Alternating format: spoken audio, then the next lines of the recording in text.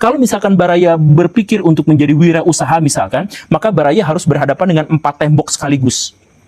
Tembok yang pertama, itu adalah apa? Birokrasinya belibetnya luar biasa. Indonesia adalah salah satu negara dengan birokrasi untuk usaha itu yang paling ribet di dunia. Silahkan cek Baraya yang pernah jadi pengusaha, Baraya yang sedang menjalani usaha, konfirmasi perkataan saya, apakah benar atau tidak ketika Baraya ngurus izin, ngurus ini, itu, dan sebagainya, Baraya itu bisa ditektok ke sana ke sini, dari satu meja ke meja yang lain, dari satu ruangan ke ruangan yang lain, dari satu hari ke minggu berikutnya, dari minggu berikutnya ke bulan berikutnya, hanya untuk dapat izin ini itu. Itu di Indonesia itu begitu. Dan itu benteng pertama. Benteng keduanya apa? Setelah Baraya misalkan punya lapak usaha, tempat apa segala rupa, Baraya harus berhadapan dengan ormas.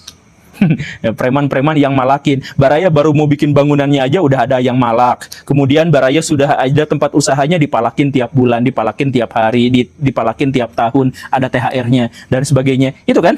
Itu masalah berikutnya. Dan masalah yang ketiga, benteng yang ketiga ketika Baraya misalkan memulai usaha di Indonesia, itu adalah ketika Baraya sudah beranjak semakin bagus, Baraya akan berhadapan dengan pajak.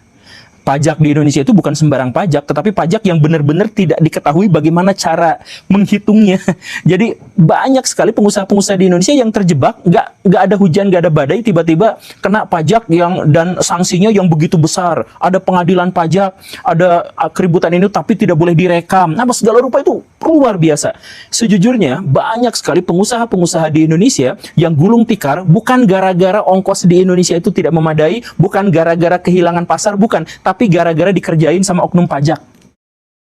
Dan benteng berikutnya ketika Baraya mau mencari nafkah sebagai seorang pengusaha, itu adalah bahkan ketika Baraya sudah dapat uang, sudah bisa mengalahkan ormas, sudah bisa menyelesaikan pajak, kemudian sudah beribet dengan administrasi, birokrasi, dan sebagainya, masalah berikutnya apa? Duit Baraya tuh tidak aman karena bisa aja dikorupsi sama orang lain.